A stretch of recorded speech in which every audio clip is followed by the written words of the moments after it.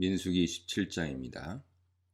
1절 5절 슬로브핫이란 사람이 아들 없이 딸만 남기고 죽었습니다.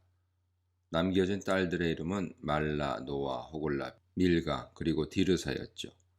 슬로브핫의 족보는 요셉에게로 거슬러 올라갑니다.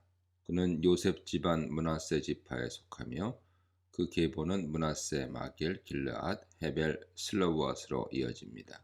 슬로브핫의 딸들은 므낫세 종족들에게 나와 딸들의 토지 상속 가능성에 대한 법률 자문을 구합니다. 여기서 므낫세 종족들은 므낫세 지파의 여러 혈족들을 의미합니다.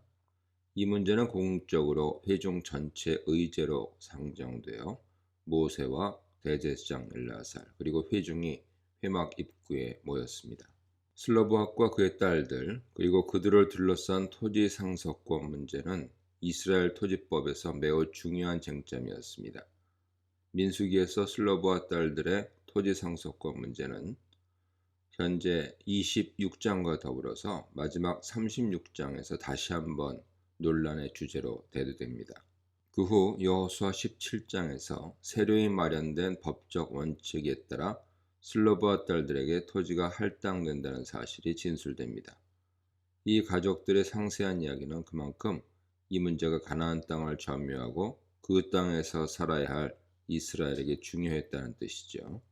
슬로브핫 가족의 상속권 쟁점과 그것에 대한 해법은 아들 없이 딸만 남게 된 가족들의 상황에 대한 영속적인 판례가 되었습니다. 현재 법 제정은 서사의 흐름 속에서 이루어집니다.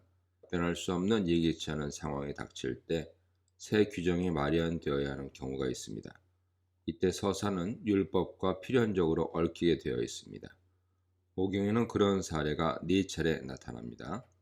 먼저 레위기 24장 10절 이하에 하나님의 이름을 저주한 신성 모독을 범한 자의 처벌법. 두 번째, 민수기 9장 6절 이하에 몸이 부정케 되거나 여행으로 인해 유월절 예식에 참여하지 못한 사람들을 위한 두 번째 유월절 제정.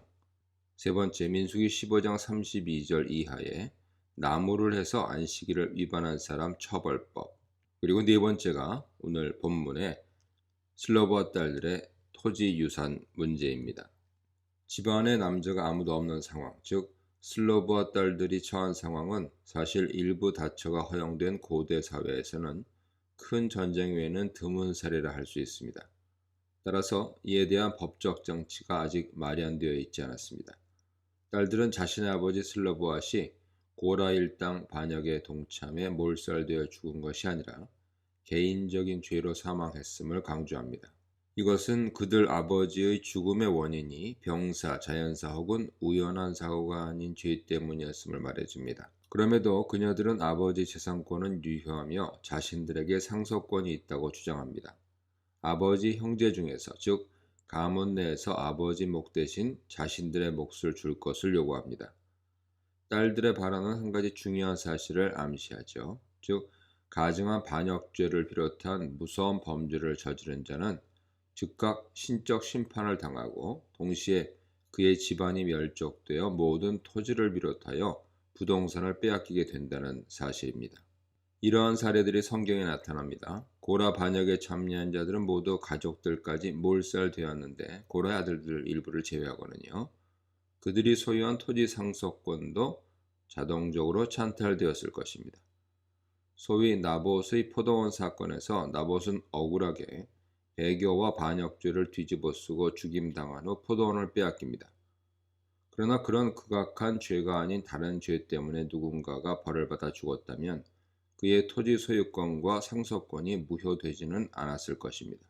미드라시에는 당당하게 땅의 소유권을 주장하는 용감한 여자들과 가나안 땅 정복을 두려워하여 애굽으로 되돌아가기 원하는 비겁한 남자들이 비교됩니다.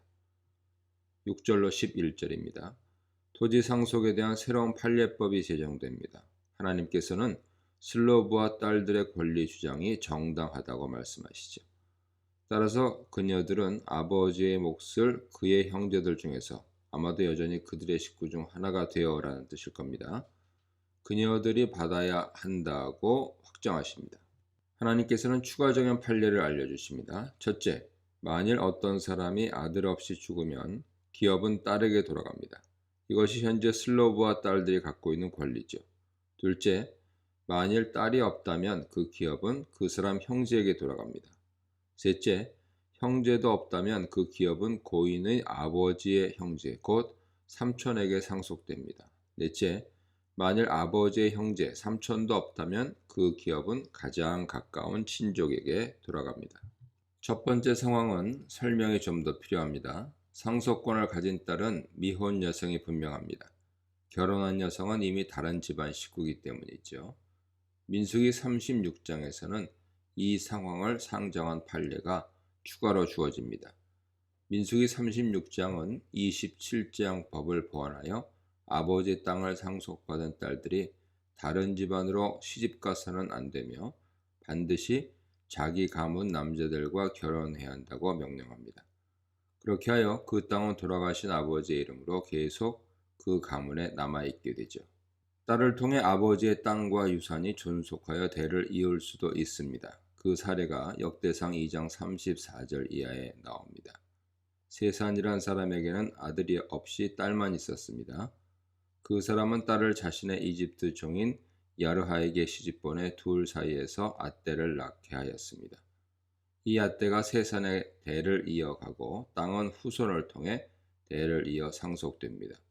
세산은 자신이 아직 살아있을 때 딸과 그 종 사이에 태어난 아이를 자신의 친손자로 입적해 이것을 합법화했을 것입니다. 한편 아들, 딸, 삼촌, 근친의 상속권 이동의 순서는 레위기 25장의 소위 고엘법 의무를 지는 순서와 흡사합니다. 누군가 빚더미에 눌려 자신의 토지 사용권을 다른 사람에게 넘겼다면 가족과 친족이 나서서 그 땅값을 대신 갚아줌으로써 무르기를 해줄 수 있었습니다. 이때 무르는 자를 히브리어로 고엘이라고 하며 속량자 혹은 구속자로 번역이 가능합니다. 레위기 25장에 의하면 고엘법을 준수하는 친족의 범위와 순서는 다음과 같습니다.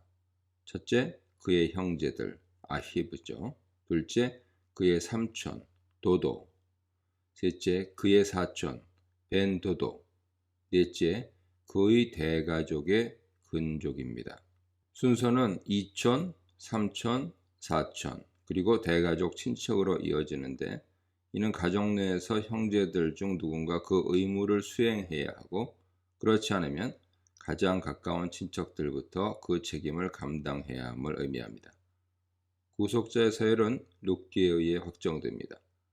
나오미와 룻의 고엘이 될 형제가 더 이상 존재하지 않은 상황에서 가장 가까운 친족이 그 의무를 넘겨받았습니다.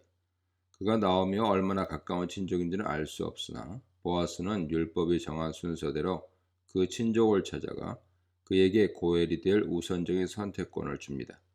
만일 자신이나 가족 그리고 친척에게 토지를 물을 능력이 없었다면 토지를 잃은 사람은 원래 소유자에게 땅이 돌아가게 되어 있는 신형까지 기다려야 합니다. 슬로브와 딸들의 사례든 고엘법이든 모두 레위기 25장의 신현법의 일부인 소위 토지법의 구체적인 실천과 깊은 관련이 있습니다. 레위기 25장 23절에서 하나님께서는 토지는 다 내 것임이니라 선언하셨습니다. 이 문단에서는 여인들의 정당한 간구, 모세의 정당한 인정, 하나님의 정당한 응답에 대해 묵상해 보시기 바랍니다.